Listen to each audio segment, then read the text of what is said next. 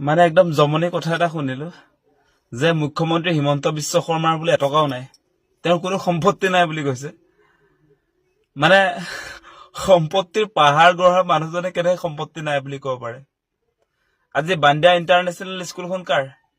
আপোনাৰ শ্ৰীমতীয়ে দেখোন উদ্বোধনী ভাষণত কৈ দিলে এইখন বোলে আপোনাৰ হয়। আজি নিউজ লাইভটো কাৰ হয়?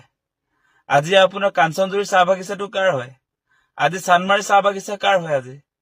আজি গুৱাহাটীৰ যে আপোনাৰ 4-5 ঠাইত যে মাটি আছে, আপোনাৰ এইটো আপোনাৰ খ্ৰীষ্টান বস্তি মাটিটো কাৰ? আজি গণেশগুৰিৰ মাটিটো কাৰ?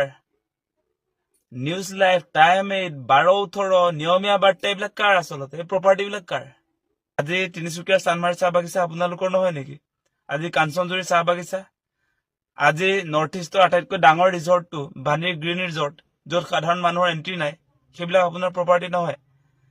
আজি উত্তৰ গুৱাহাটীৰ আপোনাৰ বান্দিয়া ইণ্টাৰনেশ্যনেল স্কুলখন আপোনাৰ প্ৰপাৰ্টি নহয়। আজি নিউজ লাইভ, টাইম 8, নিয়মীয়া বাৰ্তা, 12-18, সেইবিলাক কাৰ প্ৰপাৰ্টি? খ্ৰীষ্টান বস্তিৰ মাটিখিনি কাৰ? আপোনাৰ জোৰদৰ মাটিখিনি কাৰ? গণেশগুৰিৰ মাটিখিনি কাৰ? উজান বজাৰৰ মাটিখিনি কাৰ? নগাঁও দাৰিগজুৰ 106 বিঘা মাটিটো কাৰ? আৰু কিমান যে প্ৰপাৰ্টি আছে আপোনাৰ, তাৰ পাছত আজি কি মানুহক বুৰ্বক বনাবলৈ আহিছে? আপোনাৰ প্ৰপাৰ্টি নাই। মানে আপুনি নাভাবিব দেই, অসমৰ মানুহ বুৰ্বক বুলি নাভাবিব। চবে জানে আপুনি যে সম্পত্তিৰ পাহাৰ গঢ়িছে। আপুনি মুখ্যমন্ত্ৰী হোৱাৰ পাছত আপুনি কংগ্ৰেছৰ দিনতো কিমান টকা পইচা সা সম্পত্তি গোটালে, সেই কথা কি অসমৰ মানুহে নাজানে?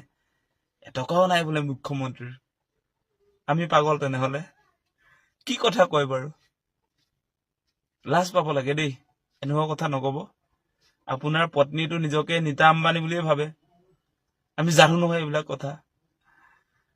কেলে এনেকুৱা কথা কবলৈ আহে? নকব, নুশুৱাই মানে নাচাজে আপোনাক নাচাজে, সেই কথা কেতিয়াও নকব দেই।